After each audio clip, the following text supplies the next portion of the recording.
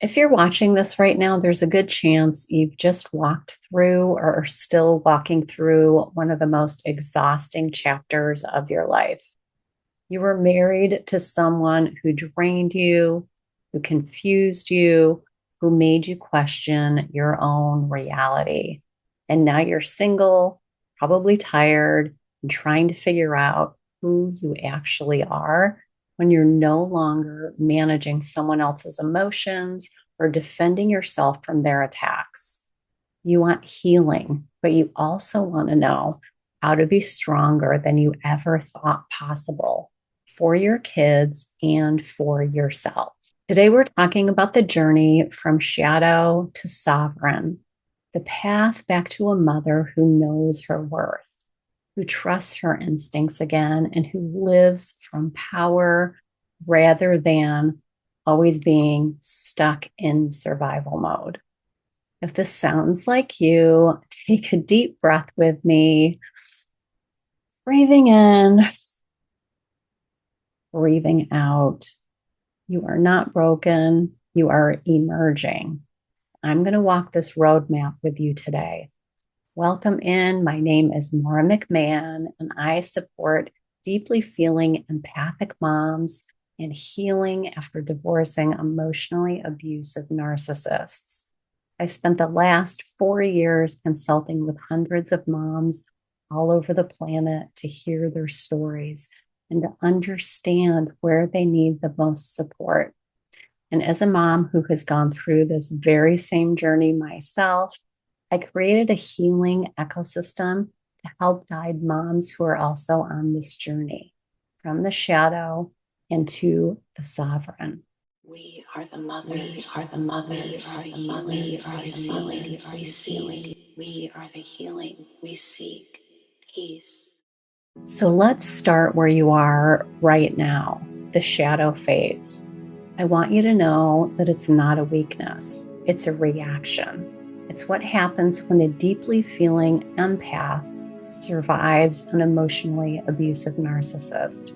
Your nervous system has been in hyper-vigilance for years, probably for decades. In the shadow phase, you might recognize some patterns. You feel alone, numb, and in deep grief. You feel like it's you against the world, and your world has betrayed you. You scan every interaction for danger. You second guess your decisions constantly. Your kids sense your attention even when they don't understand why. You may feel rage or relief and guilt for feeling any of those things. You may have learned to shrink yourself so others wouldn't get triggered. That was survival. It kept you and your kids safe during active conflict. But here's something important I'd like you to hear. Survival mode isn't meant to become your permanent home, yet so many people get stuck here. The first step towards sovereignty is recognizing where you're operating from. Are you making choices from fear, thinking about what could go wrong? Or are you starting to make choices from vision? What do you want to become? This stage can last for a very long time. For some, it's several years. Try not to judge yourself wherever you are at this moment. There is no shame in anything that you've been through or even where you currently are. But there is so much power in seeing it clearly. Name the shadows. Write them down if you need to, because you can't heal what you don't acknowledge.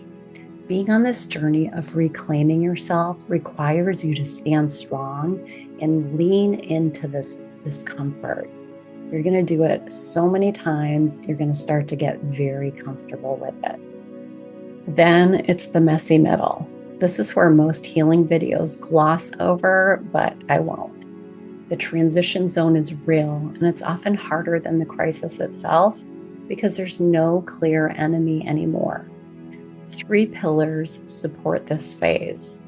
In pillar number 1, we've got nervous system regulation. You can't think clearly when your body believes it's still under attack. Grounding practices are not self-care luxuries. They're actually neurological repair work.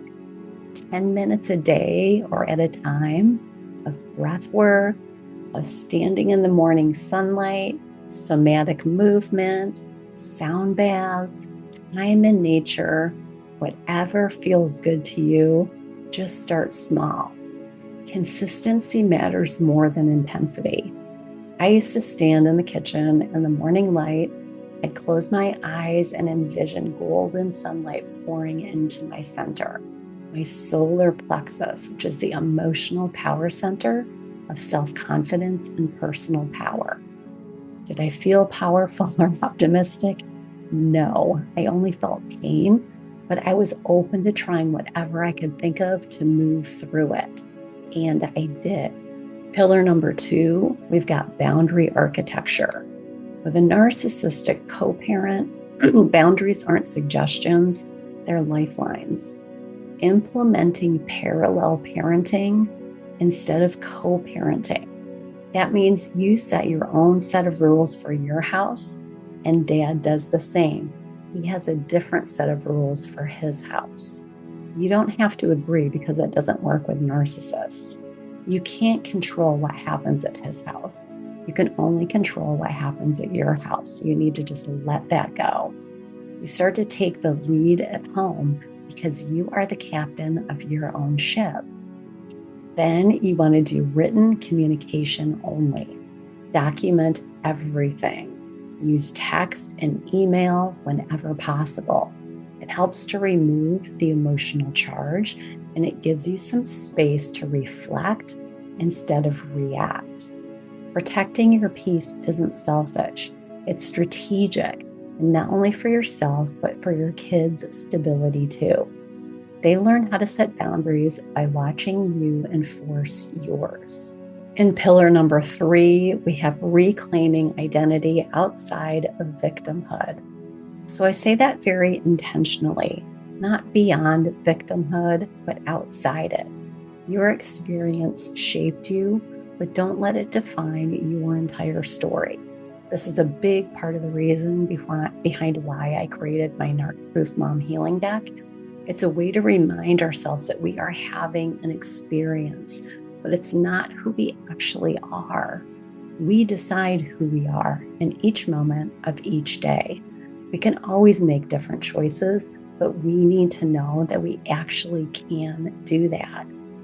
So what did you love before the toxic relationship consumed you?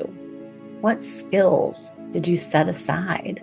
What version of yourself existed before you became primarily a protector and a negotiator?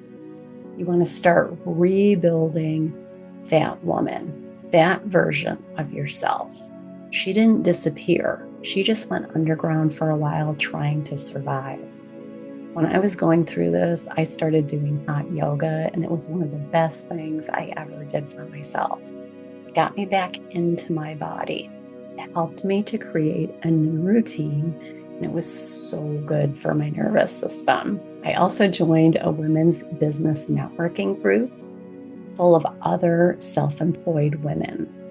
That kept me going through some very difficult times. It was a crucial support system for me as I grew into my independence. I've been self-employed almost my entire life, and it really is the only way to go as far as I'm concerned. So what sounds interesting to you today?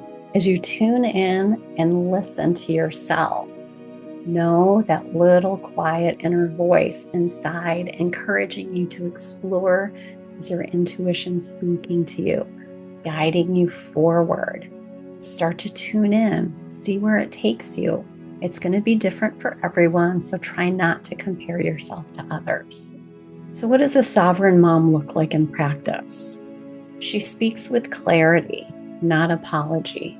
When she sets a boundary, she doesn't justify it 3 times over. She trusts her intuition without needing external validation to confirm that it's right. She's confident. She makes decisions based on what aligns with her values, not what would prevent drama or conflict. She teaches her children that love shouldn't require self-abandonment. She models that mistakes are learning opportunities, not character flaws. She lets herself be seen, flaws included, because perfection isn't the goal. Safety, integrity, and authenticity are. Sovereignty doesn't mean you never struggle.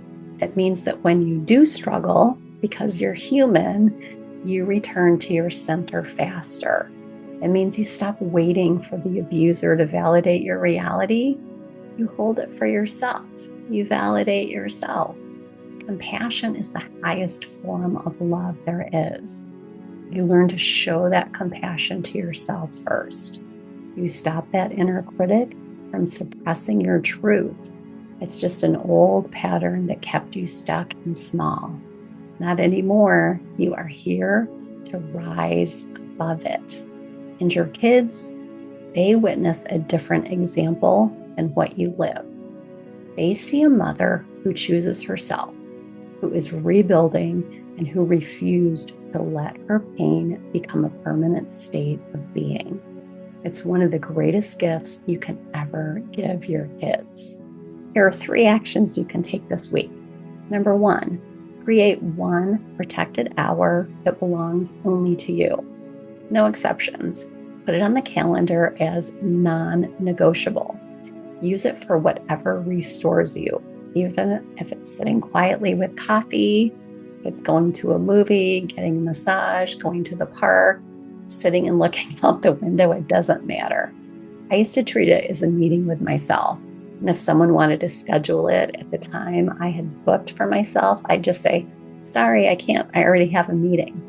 Don't explain any more than that. You can practice holding that space for yourself. It all starts within you.